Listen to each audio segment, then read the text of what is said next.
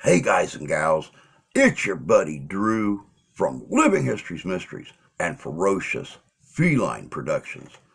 You know, if you happen to miss our live stream at 8 a.m. Eastern Standard Time on July 15th, you missed the announcement that for the first time our family's taking a little vacation. I'm getting the wife and daughter out of Michigan for about a week. Yeah, technically, the wife is. She's the one planning the route, planning the trip. But we're going to go down to Tennessee. We are going to visit with my parents a little bit, and they're going to take the wife and daughter on a little sightseeing tour of some of the fascinating places down in the area. Out of respect for that trip, I wanted to do a little bit of history on Tennessee. Now, everybody's familiar with the Bell Witch, and this story, in a roundabout kind of way, has to do with her a little bit, but the story's not about her. Check this out. This is good.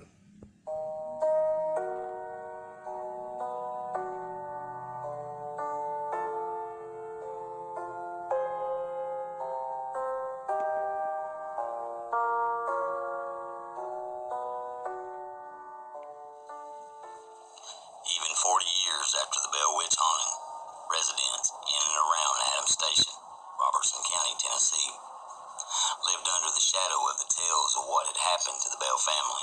A man named Charles Smith was shot and killed for displaying some of the same phenomena as young Betsy Bell, the target of the so-called witch. However, the connection between Charles and Betsy seems tied by familiar spirits that resided in the area. In the summer of 1867, Thomas Glenard and Richard Burgess were working lumber for 65-year-old farmer H. Fletcher in Springfield, just outside of the infamous Adams Station, where the Bell Witch was said to have resided in the home of John Bell Sr.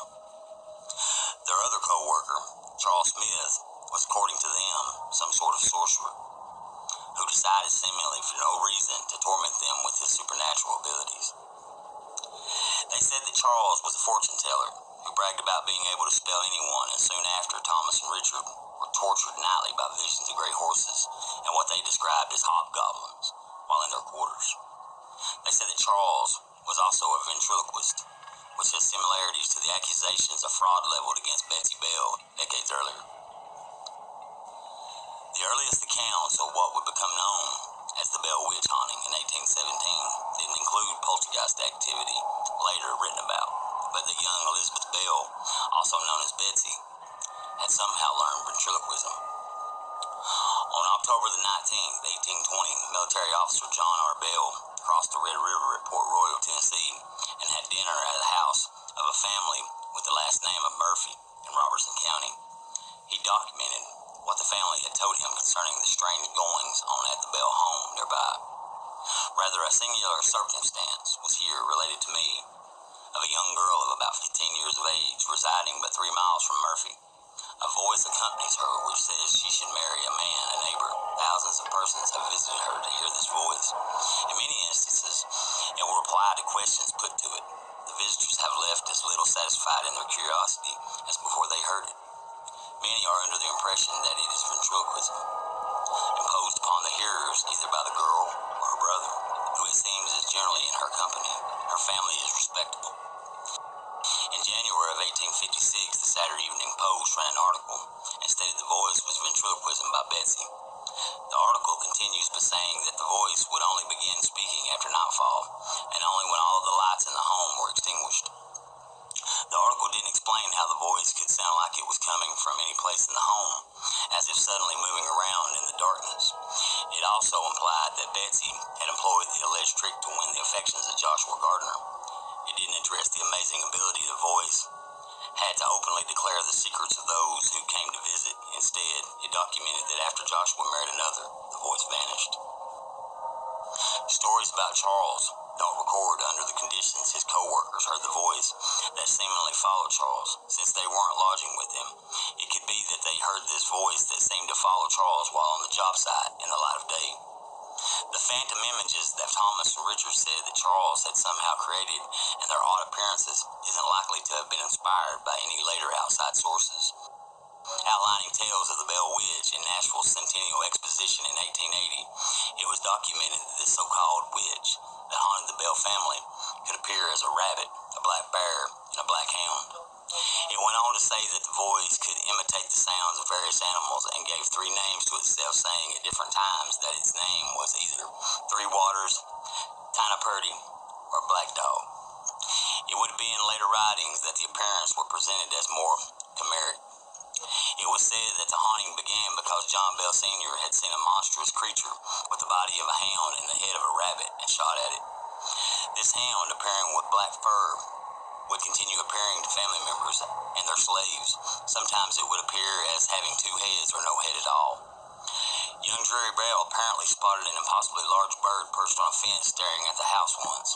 Betsy herself said that she had seen a young girl in a green dress swinging from the branches of an oak tree in their backyard. Charles didn't draw crowds like Betsy. Instead, he inspired fear. One morning, after having enough of their nightly frights, Thomas and Richard confronted Charles on the job. The September the 21st, 1868 Courier-Journal newspaper article from Louisville, Kentucky, where this event was recounted, didn't go into detail about the argument, but Charles left allegedly vowing to murder his coworkers. On September the 9th, 1869, Charles and a man named Morgan, originally from Davidson County, Tennessee, were seen walking through town on the Edgefield and Kentucky Railroad tracks that ran from Guthrie, Kentucky to the Edgefield community on the northern outskirts of present-day Nashville. Allegedly, they were wearing disguises and carrying pistols.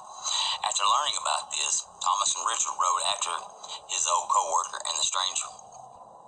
It seems that Thomas had had a string of bad luck or unwelcome experiences since he had confronted Charles on their job site because he believed that Charles had cursed him and he wanted revenge.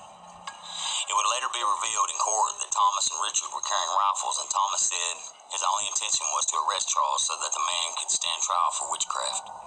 However, Charles was shot and killed on the spot by Thomas, and the two men were arrested. A stranger going by the name of Morgan was brought in for questioning. Dewey Edwards' 2019 book, Execution of Murder, Robertson County, Tennessee Murder Cases, 1810 to 1910, reveals that Thomas and Richard were indicted on October the 6th and their trial took place on March 9th, 1870. James E. Rice was the presiding judge. Their attorney argued a case of witchcraft that frightened the jury to the point where they were acquitted of murdering Charles and released.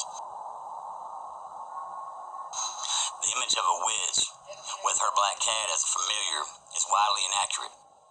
A familiar wasn't a pet, it was a supernatural entity that could take on multiple visual forms. Typically, they appeared as animals with something not quite right about the image they've chosen to take on, such as deformity or a combination of characteristics from different animals.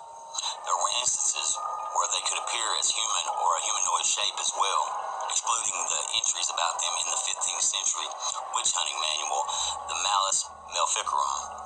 They were known to appear to people while going about their daily tasks. Often, the person they appeared to were undergoing some prolonged hardship and, according to lore, would offer magical powers. However, they could be problematic. They could appear at very inopportune times. They also could speak as a discarnate voice, and which anomalous cognition reveal events that were taking place far away or the secrets of people, sometimes without warning. To a skeptical witness, this could only be explained away as ventriloquism. Welcome back. You know, it's like I was saying in the beginning. The story had a little bit to do with the Bell Witch, but the main subject of the story was not. I find the old mountain stories, the stories that come out of Appalachia, that come out of Kentucky, Tennessee, the Carolinas, the Virginias, very fascinating. They say there's a little tidbit of truth to every myth and legend. So what was the truth to this story? Make sure and let me know in the comments below. And be looking the end of August, beginning of September, for videos that we take of the tourist locations, the sites, and maybe even a little bit of history out of the state of Tennessee. But until then, y'all take care of yourselves. Take care of each other. God bless you. God love you. We do. And we'll see you out there.